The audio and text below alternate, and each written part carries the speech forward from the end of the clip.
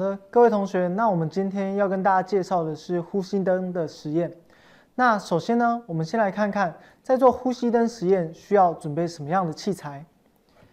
第一个要准备的器材一样是我们的阿米巴板。第二个需要大家的 USB 连接线跟 Micro USB 跟 USB 的转接线。第三个希望大家准备一块小块的面包板。第四个需要大家准备2条这样公头对公头的杜邦线，记得它是公头对公头的杜邦线。那接着呢，要准备一颗 LED 灯。最后，请大家准备一颗1K 的电阻。那1K 的电阻是中黑红金，好，大家可以特别注意一下。好，那如果大家都把器材准备好了，我们就可以开始来接线喽。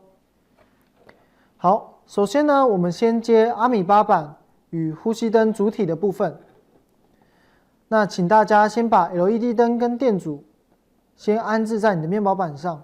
大家应该知道，LED 灯它的长角是接正，短角是接负，所以等一下大家不要接反喽。长角要接的是正电源，然后短角接的是负电源。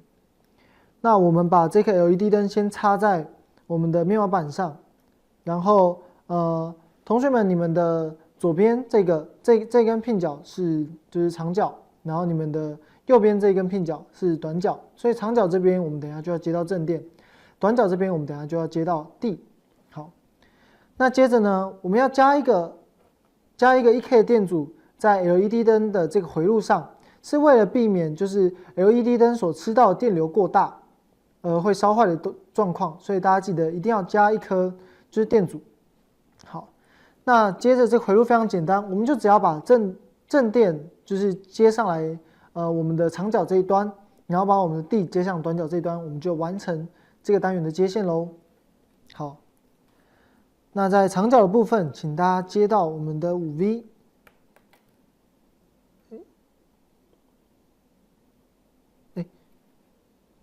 抱歉，在长角的部分，我们会接到就是我们这次要输出给就是 LED 灯的，就是 PWM 的pin角。那我们这次使用的pin角呢，是在我看一下，这次我们在这个范例里面会所使用的pin角是 D9 这个 PWM， 所以请大家翻到阿米巴板的背面，找到 D9 的角位。然后将它连接在我们整个回路的正电端的方向。好，在这边插上去。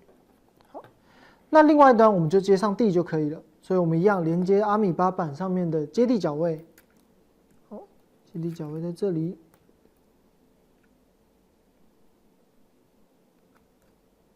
好，好的。那这样我们就完成了就是阿米巴板与我们呼吸灯实验的接线。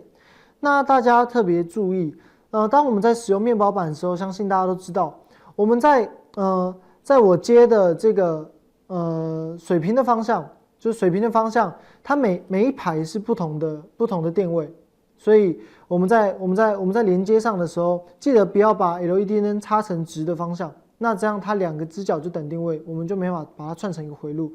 记得要让它分配在不同的定位，让它串成同一个回路，这样我们才能够顺利的进行实验。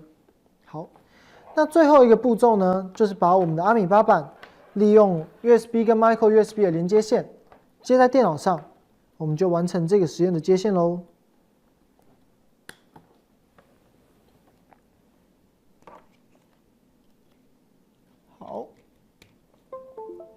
好，这样子我们就完成第一个呼吸灯实验的接线了。